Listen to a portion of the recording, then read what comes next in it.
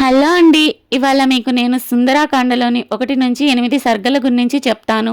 ఈ కథ విన్న వారికి, ఈ కథ చదివిన వారికి కొన్ని కష్టాలకు, కొన్ని బాధలకు, కొన్ని ప్రశ్నలకు సమాధానాలు, జవాబులు దొరుకుతాయండి. అలాగే నా ATM 1009 ఛానల్ని లైక్, షేర్ అండ్ సబ్స్క్రైబ్ చేయండి. ముందుగా మనం హనుమంతుని బాల్యం గురించి తెలుసుకుందాము. హనుమంతుని బాల్యమున అంజనాదేవి పెట్టిన పేరు సుందర.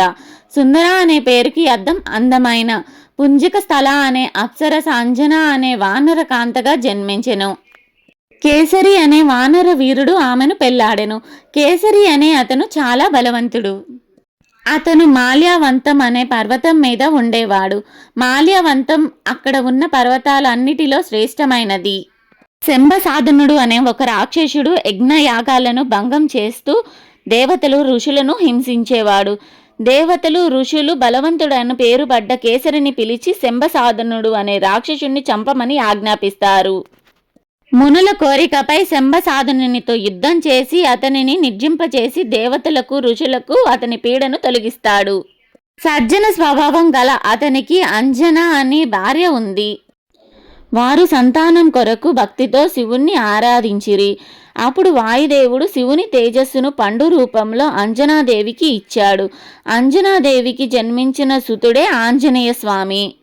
కేసరి నందనుడని, వాయుదేవుని అనుగ్రహంతో జన్మించినందున వాయుసుతుడని కూడా ప్రసిద్ధుడయ్యాడు. పుట్టుకతోనే దివ్య తేజస్సు కలిగిన ఆ బాలుణ్ణి అంజనీపుత్రుడని కనుక ఆంజనేయుడని పిలుస్తారు. జన్మతః బలసంపన్నుడైన ఆంజనేయ స్వామి ఒకమారు ఉదయించుచున్న సూర్యబింబమును చూచి పండు అనుకొని తినుటకు ఆకాశంపైకి ఎగురుతాడు. అప్పుడు జరిగిన ఘటనలలో ఇంద్రుడు తన వజ్రాయుధంతో ఆ బాలుని దవడ హనుమపై కొట్టెను. అలా కొట్టడం వల్ల ఆ బాలుని దవడకు చొట్టపడినది. చొట్టపడిన దవడ కలిగిన వాడవడం చేత హనుమంతుడు అనే పేరు వచ్చినది. తన కొడుకు దెబ్బతిన్నందుకు ఆగ్రహించిన వాయుదేవుడు విచ్చాటం మొత్తం మూసివేస్తాడు. అప్పుడు బ్రహ్మాది దేవతలు హనుమంతునికి అనేక వరాలు ఇచ్చి వాయుదేవుని శాంతింపజేస్తారు. ఆ తర్వాత అధికంగా అల్లరి చేసిన హనుమంతునికి మునులు శపించడం వల్ల అతని శక్తి అతనికి తెలియకుండా అయ్యింది. సముద్ర ఘట్టం గురించి, సముద్రాన్ని దాటటం గురించి సుందరాకాండలో 1-8 సర్గలలో వివరంగా తెలిపారు. సుందరాకాండలోని 1వ సర్గ గురించి నేను మీకు వివరంగా చెప్తాను. సీతమ్మను రావణాసురుడు అపహరించిన తరువాత శ్రీరాముడు, లక్ష్మణుడు ఆమె కోసం చాలా బాధపడతారు. అప్పుడు వానరరాజు సుగ్రీవుడు తన సేనను అన్ని దిక్కులకు పంపిస్తాడు. అందులో ఒక బలమైన బృందం జాంబవంతుడు, అంగదుడు, హనుమంతునితో కలిసి దక్షిణ దిశకు వెళ్తుంది.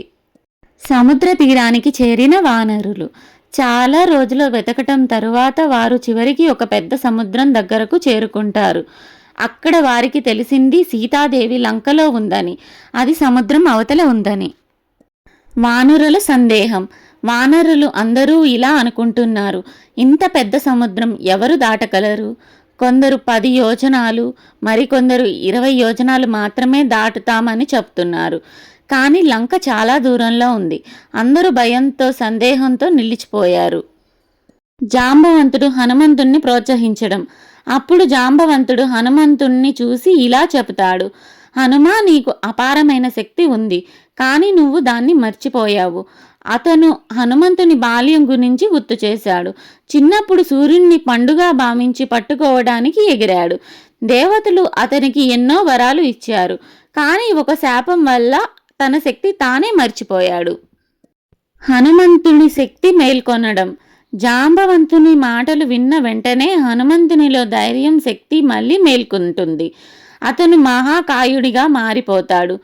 నేను ఈ సముద్రం దాటుతాను అని గర్జిస్తాడు. మహాసిద్ధత. హనుమంతుడు ఒక పెద్ద పర్వతంపై ఎక్కుతాడు. తన శరీరాన్ని చాలా పెద్దగా చేసుకుంటాడు. తోకను చుట్టి చేతులను బిగించి సిద్ధమవుతాడు. వానరులందరూ అతన్ని చూసి ఆనందంతో కేరింతలు కొడతారు. హనుమంతుడు శ్రీరాముణ్ణి జపిస్తూ ఒక గొప్ప గర్జనతో ఆకాశంలోకి ఎగురుతాడు. అతని వేగం వల్ల చెట్లు కంపిస్తాయి, పర్వతాలు కంపిస్తాయి, సముద్రంలో అలలు ఉప్పొంగుతుంది. ఈ సర్గ యొక్క గొప్ప అర్థం ఈ 1వ సర్గ మనకు చెబుతుంది, మనలో ఉన్న శక్తి మనం గుర్తించాలి. సరైన ప్రోత్సాహం ఉంటే అసాధ్యమేమీ లేదు. ధైర్యం ప్లస్ విశ్వాసం = విజయం. భక్తి భావం. ఈ సర్గను చదివితే ఆత్మవిశ్వాసం పెరుగుతుంది, భయం తగ్గుతుంది, పెద్ద పనులు ప్రారంభించడానికి ధైర్యం వస్తుంది. ఇదేనండి సుందరాకాండలోని మొదటి అధ్యాయం. ఇది మీకు నచ్చితే నా ATM 1009 ఛానల్ని లైక్, షేర్ అండ్ సబ్స్క్రైబ్ చేయండి.